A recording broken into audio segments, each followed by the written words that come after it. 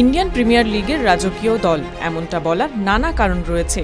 আইপিএলের উদ্বোধনী সংস্করণ অর্থাৎ 2008 সালে চ্যাম্পিয়ন হয়েছিল রাজস্থান রয়্যালস।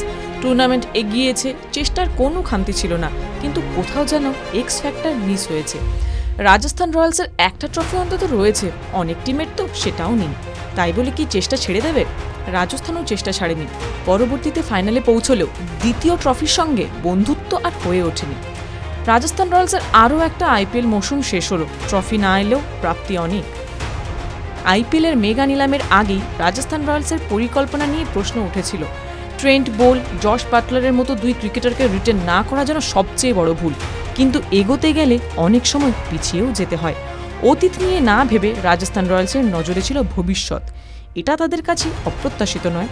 ট্রফি জেতা একটা লক্ষ্য, কিন্তু এর সঙ্গে তরুণ ক্রিকেটারদের সুযোগ দেওয়া, তাদের উন্নতিতে নজর দেওয়াটাও ভোলে না রাজস্থান রয়্যালস। এর উদাহরণ চাই সঞ্জু স্যামসন, যশস্বী জয়সওয়াল, ধ্রুব জুরেলের মতো ক্রিকেটারদের পরিচিতি তৈরি হয়েছিল রাজস্থান রয়্যালস থেকেই।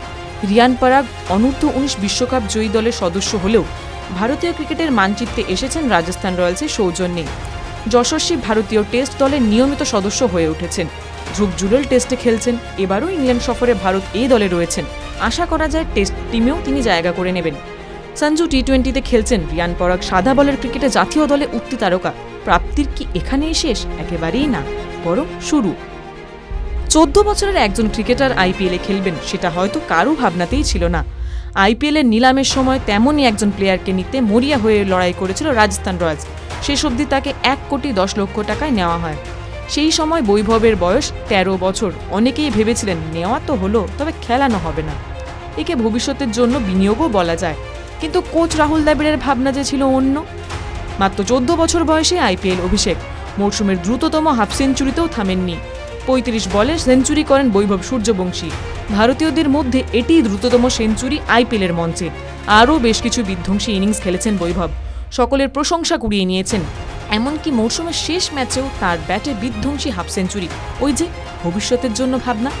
এই তরুণ বৈভবই হয়তো আগামীতে রাজস্থান রয়্যালসের ম্যাচ উইনার হয়ে উঠবেন। এর চেয়ে বড় প্রাপ্তি আর কি হতে পারে? ট্রফি না জিতলেও রাজস্থান রয়্যালস যেন নিজেদের পরিকল্পনায় এবার সফল।